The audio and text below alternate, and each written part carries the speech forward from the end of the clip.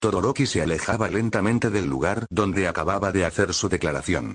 Su mirada estaba fija en el horizonte, pero su mente ardía con pensamientos mucho más intensos que cualquier llama. Itachi desvió la vista, sin tomarse en serio las palabras del joven bicolor. Él conocía muy bien ese tipo de rebeldía. Impulsiva, emocional, alimentada por el rencor. Sabía que el odio hacia un padre no se curaba con negación ni con desafíos vacíos. Para él, lo de Todoroki era simplemente un berrinche con poder de hielo. Izuku, observando la escena desde un costado, apretó los puños. Aunque entendía que los motivos de Todoroki eran personales y no necesariamente nobles, también sabía que cada uno luchaba en sus propias batallas. Daría lo mejor para superarlo a él y a Itachi. Así que fue con Todoroki y hablarían como en la historia original, devolviéndole la misma declaración de guerra que le dio en la sala de espera. El Uchiha comenzó a caminar en la misma dirección por la que se había marchado Todoroki. Su paso era tranquilo, casi indiferente. Pero al notarlo, Todoroki se detuvo en seco, girando un poco la cabeza. ¿Qué? ¿También vas a decir algo? Espetó con el ceño fruncido. El Uchiha no tenía intención de responder, pero entonces escuchó a Izuku, decidido, declarar en voz baja pero firme que él también lo derrotaría algún día. Itachi, sin detenerse, pasó junto a Todoroki y, sin mirarlo, habló con voz baja y serena, pero que cortaba como una kunai afilada. Si no quieres usar tu fuego, entonces no lo hagas. Pero déjame decirte algo, pensar que sellarlo va a sanar ese dolor solo demuestra tu necedad. Lo que veo en ti no es convicción, es odio. Y ese odio será tu fin. Solo, ten cuidado, Todoroki. El Uchiha siguió caminando sin esperar respuesta. Todoroki bajó la cabeza, sus dientes apretados, sus puños temblando. Cada palabra de Itachi había golpeado en lo más profundo. Sabía que no lo decía con maldad, pero tampoco lo hacía por compasión.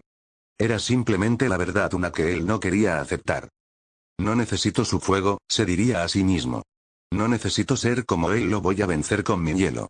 Y cuando lo haga también habré vencido a mi padre. Izuku permanecía en silencio, sintiendo el peso de la tensión entre ambos. Pero dentro de él crecía una extraña sensación. Itachi no estaba buscando humillar a Todoroki, sino ayudarlo a entender algo que él mismo tardó años en descubrir. Desde una esquina, oculto tras una columna, Bakugo había presenciado todo. Sus ojos estaban fijos en el Uchiha. No dijo nada. Solo se dio media vuelta y se marchó sin hacer ruido. El choque de ideales, heridas y egos había comenzado a fracturar los lazos. Pero también, quizás, estaba comenzando a forjarlos. La ciudad de Josu era iluminado por la luz del sol del mediodía. Las calles centrales estaban abarrotadas de gente caminando hacia sus trabajos, familias paseando y estudiantes uniformados corriendo para no llegar tarde. Sin embargo, entre el gentío, se notaba un leve cambio en el ambiente, un susurro colectivo de temor y duda. Las miradas se dirigían constantemente hacia una pantalla gigante instalada en la avenida principal. En ella, una reportera aparecía con semblante serio, transmitiendo las noticias del día. En los últimos días, varios villanos han sido asesinados en circunstancias aún desconocidas. Lo más inquietante es que muchos de estos cuerpos presentan señales claras de tortura y heridas provocadas por varas negras. Las autoridades no han confirmado nada, pero todo apunta a una sola organización. Los Akatsuki. La cámara mostraba imágenes borrosas de escenas del crimen, cuerpos cubiertos con sábanas, y una figura encapuchada en una azotea. Esta organización criminal ha sido recientemente incluida en la lista de los más buscados. Aunque sus miembros han eliminado a múltiples villanos, e incluso han reducido el índice de criminalidad en varias zonas, los héroes profesionales insisten en que los Akatsuki son una amenaza, y deben ser capturados de inmediato. A continuación, aparecieron retratos borrosos de 3 miembros identificados operando en Josu. La reportera continuó con tono alarmante. Según los informes, solo hay 3 Akatsuki activos en esta ciudad, aunque se cree que la organización se ha dispersado por todo Japón. Si llegan a ver a alguno de ellos, no duden en contactar a la policía. También hemos reportado asesinatos de héroes por razones desconocidas también, no sabemos si son los Akatsuki. Pero aún así mantengan su seguridad. Los ciudadanos observan la transmisión con el ceño fruncido, intercambiando comentarios susurrados y miradas nerviosas. La imagen de los Akatsuki se proyectaba como un misterio oscuro. Una organización brutal y despiadada, pero que parecía actuar con un propósito que, al menos para algunos, tenía algo de justicia. A pesar de que los héroes declararon que eran villanos, muchos no podían negar que sus blancos habían sido asesinos, mafiosos o criminales de alto perfil. Era imposible saber con certeza si los Akatsuki eran salvadores o monstruos con su propia visión retorcida del orden. Pero en algún lugar de esas mismas calles, los Akatsuki ya se movían en las sombras, siguiendo fielmente las órdenes de su líder: erradicar la escoria del mal sin importar lo que la sociedad pensara de ellos. En otro punto de la ciudad de Hosu, cerca de un parque, dos personas caminaban alejándose del bullicio. Se trataba de una niña pequeña y un hombre adulto. La niña, tomada de la mano por aquel sujeto, fruncía el ceño con inocencia mientras era guiada por calles cada vez más solitarias. «Disculpe. ¿A dónde vamos?», preguntó con voz temblorosa, con rostro inocente. Todo había comenzado cuando, mientras jugaba, su madre se distrajo atendiendo una llamada. Fue entonces que el hombre se le acercó con una sonrisa amable y promesas dulces. «Te prometí dulces, ¿recuerdas?», diría con voz suave pero cargada de una oscura intención. «Y también un premio que toda niña querría». «¿En serio? ¿Qué es?», preguntó ella, ilusionada. «Es una sorpresa», respondió el hombre, sin dejar de caminar, arrastrándola poco a poco hacia un callejón apartado, donde los rayos del sol apenas tocaban el suelo. La atmósfera se volvió más pesada. El silencio del lugar contrastaba con la alegría del parque que habían dejado atrás. La niña miró a su alrededor, notando por primera vez lo solitario que estaba todo. «Señor. Este lugar da miedo.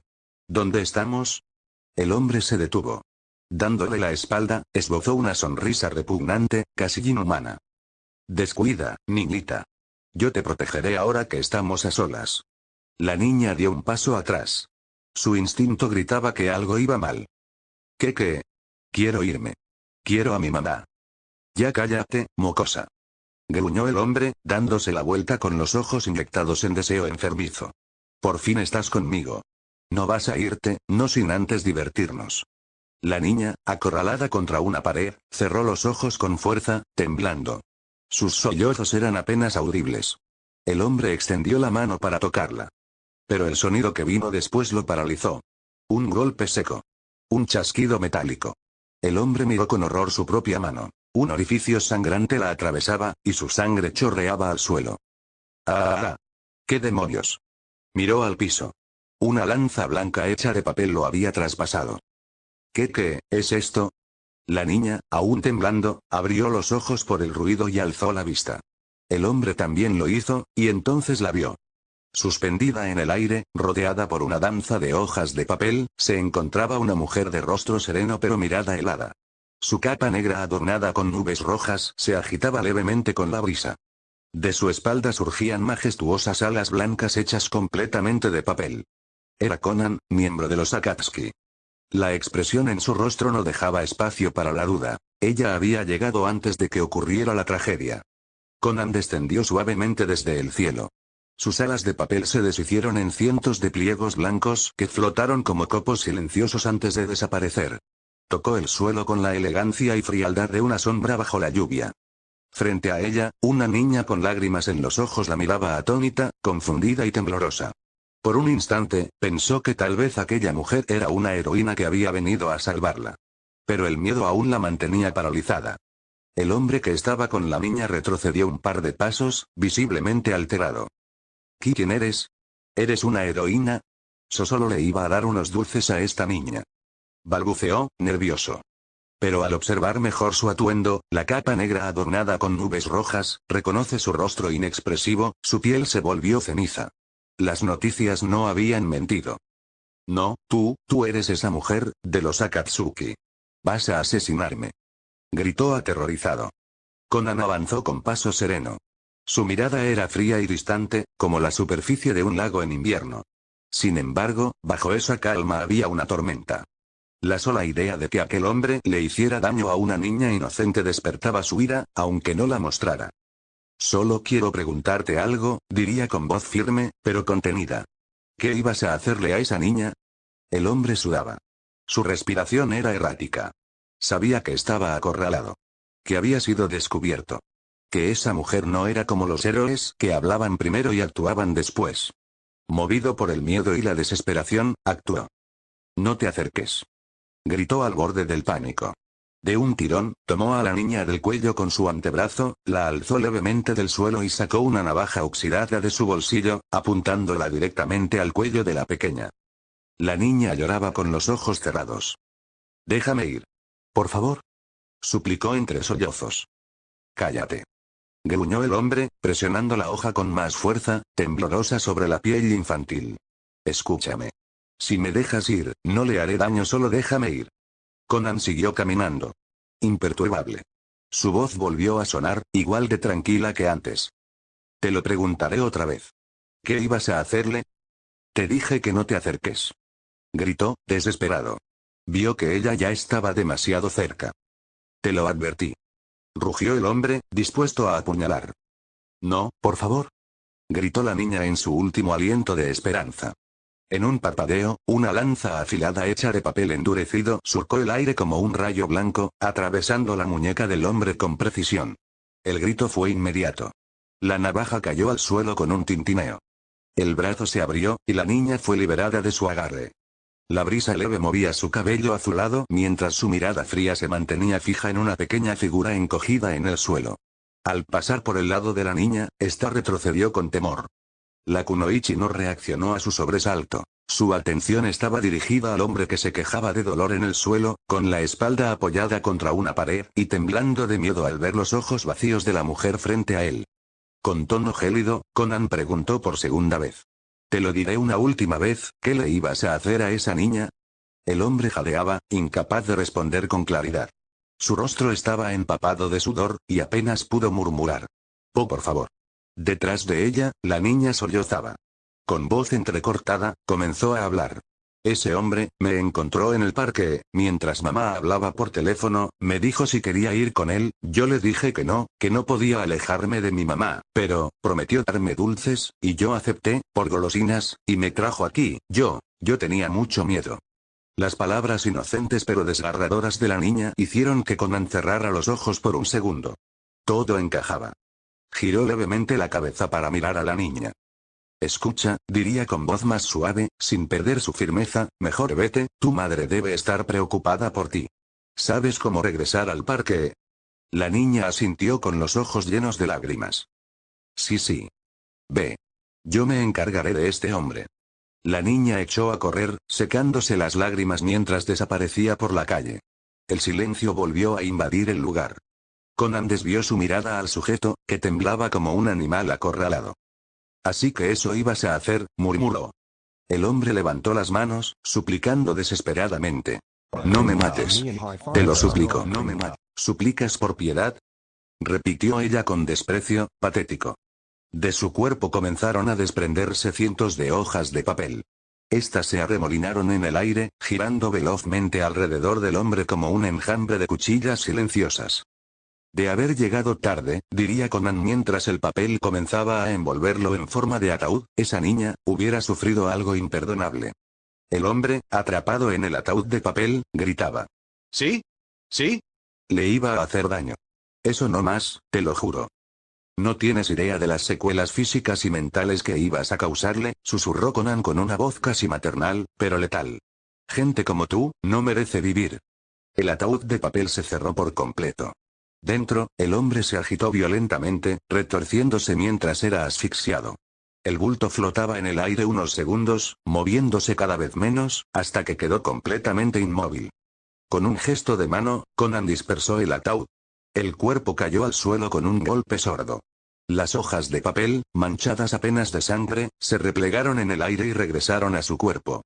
Entonces, su comunicador se activó. La voz de Pain resonó. «Conan. Reúnete». Sin decir palabra, Conan se elevó en el aire, desvaneciéndose en un torbellino de hojas. En el estadio de la UA, la hora del almuerzo ya había terminado. De pronto, la estruendosa voz de Present Mike resonó en todo el recinto. «Ahora que terminó el descanso, es hora de revelar el último evento. Pero primero, buenas noticias para los descalificados», diría con entusiasmo. «Esto es un festival deportivo, así que he preparado distintos juegos para que participen». Muchos estudiantes comenzaron a salir al campo con ánimos renovados. Algunos conversaban entre sí, otros simplemente caminaban en silencio. Entre ellos se encontraba Itachi, caminando con paso tranquilo, su mirada seria y distante. En su mente, solo pensaba. Solo falta este último evento, y habremos terminado con esta estupidez de festival. Pero de pronto, se detuvo en seco. A su alrededor, el resto de los estudiantes también se quedaron inmóviles, con expresiones atónitas. Frente a ellos, varias compañeras de clase habían salido, vestidas con trajes de porristas. Las chicas tenían miradas sombrías, pero por dentro se morían de vergüenza. Evitaban hacer contacto visual con los demás. Itachi, frunciendo el ceño, murmuró con voz baja. ¿Qué están haciendo?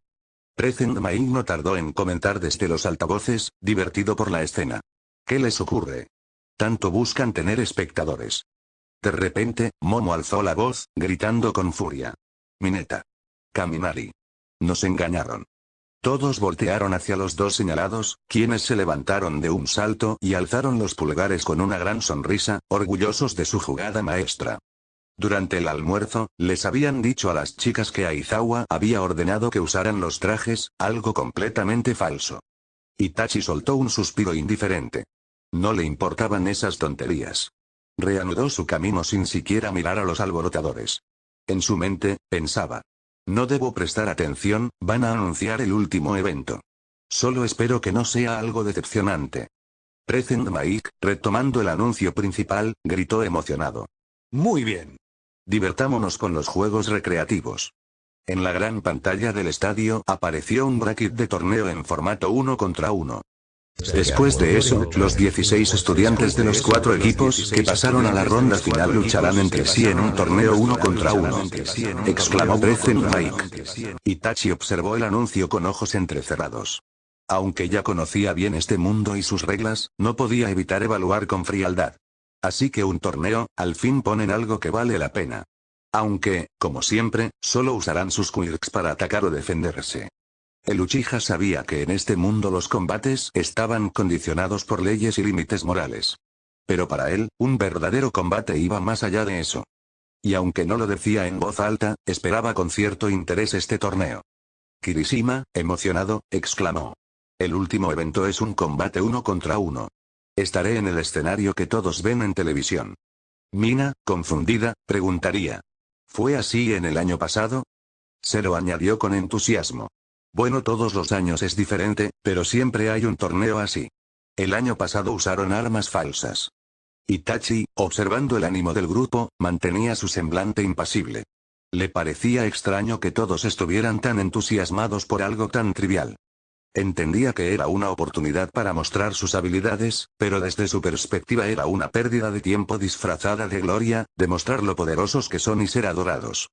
A su juicio, esto no era más que un espectáculo montado para que los héroes pudieran ver de cerca los quirks de los estudiantes, algo muy parecido a los exámenes Chunin de su mundo, pero con una esencia más superficial y ridícula. Una estupidez, pensó. Exponer las habilidades de combate para entretener y captar la atención del público. Desde el podio, Midnight tomó la palabra, llamando la atención de todos. Escogeremos al azar los enfrentamientos. Luego de los juegos recreativos, pasaremos al torneo. Sin embargo, hay un problema. Los estudiantes se miraron confundidos. En la batalla de caballería debían clasificar solo 16 estudiantes para el evento final, pero solo pasaron 13. Un murmullo recorrió las gradas. Rápidamente entendieron el motivo. Itachi Uchiha había pasado solo. Algunos estudiantes lo miraron con sorpresa, recordando el evento. Fue el único que compitió sin equipo y, aún así, clasificó sin dificultad. Cierto, él estuvo solo y aún así ganó. Murmuró uno. Kaminari susurró. Con esa mirada, estoy seguro de que nadie quiso acercarse. Mineta, añadió. Sí, con esa cara, ni siquiera las chicas querrían estar cerca. Itachi escuchó los susurros, pero no mostró ni el más mínimo cambio en su expresión. Ni le importaban ni les prestaba atención. Solo mantenía su mirada fría, fija hacia el frente. Bakugo, desde su lugar, apretó los dientes. Y sigue con esa mirada. Se está burlando de todos nosotros. Pensó con enojo creciente más a él. Midnight retomó el anuncio. Dado que Itachi Uchiha clasificó solo, necesitamos completar los 16 participantes. Por eso, seleccionaremos a 3 estudiantes más que casi alcanzaron el puntaje necesario. Itachi, sin moverse, pensó para sí. No es mi problema que nadie se haya atrevido a acercarse solo porque yo tenía los 10 millones. Además, tampoco no quería. La multitud seguía esperando cuando Midnight anunció con energía una idea. Pasaremos al quinto mejor equipo de la batalla de caballería, el equipo de Shinso. Las cámaras enfocaron al grupo conformado por Hitoshi Shinso, Masirao Ino, Yuga Aoyama y Nirengeki Shoda de la clase 1B. Entre la audiencia, Itachi observó con atención al chico de cabello violeta que lideraba el equipo. Lo reconoció. Era el mismo que se había presentado en la puerta días antes del festival y al que no quiso escuchar su mensaje que quería dar. Había sentido una extraña incomodidad en aquel momento. Midnight volvió a hablar. Pero, diría mirando al equipo, solo debemos pasar a 3 de ustedes, por lo que uno no pasará. Fue entonces que Oihiro levantó la mano con decisión. No es necesario, diría con seriedad. Yo me retiro voluntariamente. Un silencio se apoderó del estadio. La clase 1A quedó impactada. ¿Por qué Oihiro? Preguntó Izuku, desconcertado. Es una oportunidad única para que te vean, añadió Ida. Tú mismo lo querías. Oihiro, sin embargo, se mantuvo firme. Tal como en la historia original, explicó de no haber recordado que lo pasó en la batalla de caballos y cree que era el killer del otro estudiante del curso generales. Muchos compañeros intentaron convencerlo. Oihiro, te preocupas demasiado. Exclamó Hagakure, tratando de darle ánimo a su compañero. Pero fue entonces que una voz grave y tranquila interrumpió. Era Itachi. Déjenlo, diría con solemnidad. Si no desea continuar, es su decisión. Y tiene razón.